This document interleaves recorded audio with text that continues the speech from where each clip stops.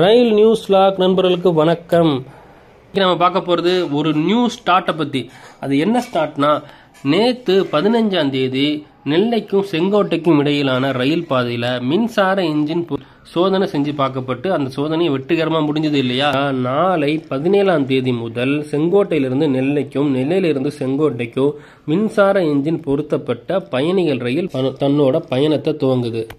அதன்படி செங்கோட்டையிலிருந்து காலையில் 6:40க்கு வண்டி எண் 06682 கொண்ட ட்ரெயினும், காலையில் 10:05க்கு வண்டி எண் 06684 கொண்ட ட்ரெயினும், மாலை 5:50க்கு வண்டி எண் 06686 கொண்ட ட்ரெயினும் செங்கோட்டையிலிருந்து நெல்லைக்கு இயக்கப்படுது.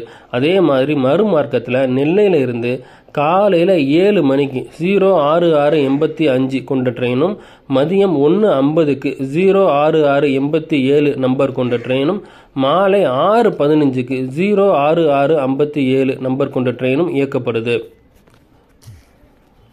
இதில் நெல்லை செங்கோட்டை வழித்தட ஊர் மக்கள் கவனிக்க வேண்டிய மிக மிக முக்கியமான செய்தி, நாம் இதுவரைக்கும் இந்த பாதையை அணுகின மாதிரி இனி வரும் காலங்களில் அணுகக்கூடாது.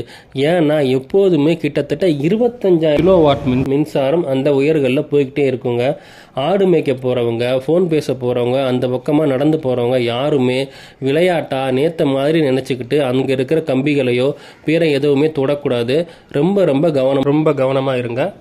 மேலும் ரயில் பற்றிய இது போன்ற சுவாரஸ்யமான தகவல்களுக்கு நம்ம சேனலோட இணைச்சிருங்க. தேங்க்யூ ஃபார் வாட்சிங்.